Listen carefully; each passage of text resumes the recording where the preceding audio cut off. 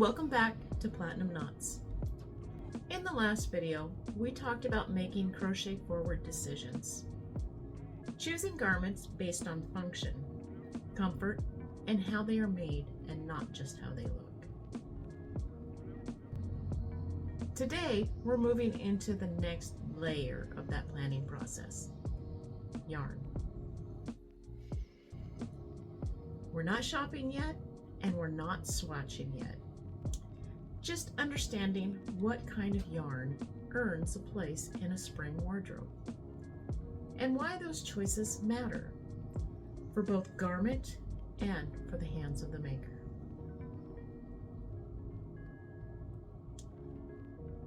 This is a step that often gets rushed. But when yarn is chosen too early or without intention, it's usually where wearables quietly fail. They fit, but they don't get worn.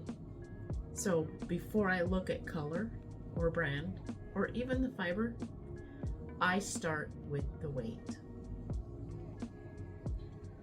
Yarn weight determines how a garment behaves, how warm it is, how it drapes, how heavy it feels on the body, and just as importantly, how it feels in your hands when you're making it.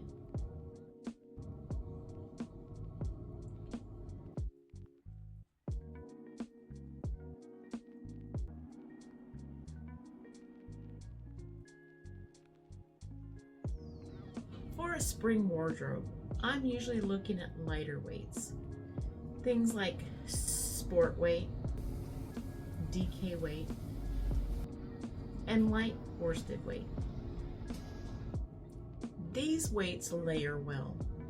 They're flexible and they don't trap heat the way heavier yarns can. This matters even more when working crochet forward. Crochet fabric is naturally denser than knit at the same yarn weight. So choosing the wrong weight can turn a spring garment into something bulky and stiff and tiring to wear. And heavier yarns also mean more strain while you're working. Weight isn't just a seasonal choice, it's a design choice. Once weight is decided, then I look at fiber. I don't think of fiber as a luxury choice. I think of it as performance. For spring garments, I'm paying attention to things like breathability, temperature regulation, and how the fabric moves after wear. Different fibers do different jobs. Some hold structure beautifully, but they don't breathe well. Some are cool and airy, but they need support in the design. And some feel wonderful on the body, but create more resistance while you're working. This is where hand ease comes in. Certain fibers have more drag, others glide more easily.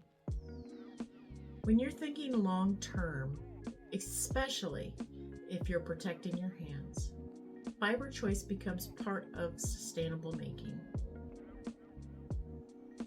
Not just sustainability for the garment, but sustainability for the maker. This is also where the crochet forward knit support idea really comes into play. For crochet forward pieces, I look for yarns that work with the stitch structure and not against it. Nothing too rigid, nothing too heavy. I also think about construction. Pieces that can be broken down into smaller sections, such as motifs, panels, or modular elements. These all reduce the live weight on the hands and make longer projects more manageable.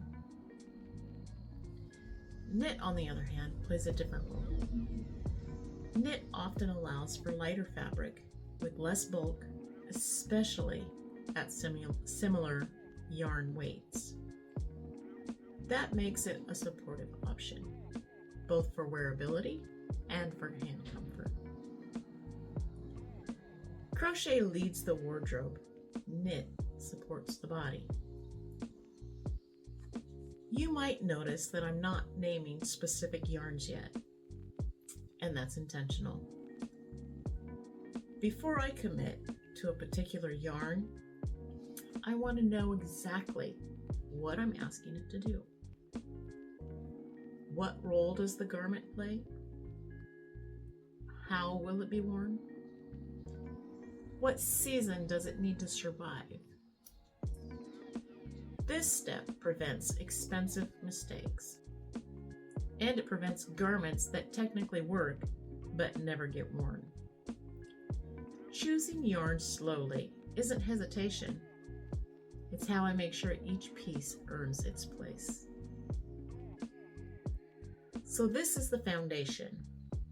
Weight first, fiber as performance, and yarn choices that respect both the wardrobe and the hands making it. In the next video, I'll narrow this down even further, looking at how the yarn qualities pair with specific garment roles in the spring wardrobe. That's where everything starts to come together. Thank you so much for being here, and I'll see you in the next video.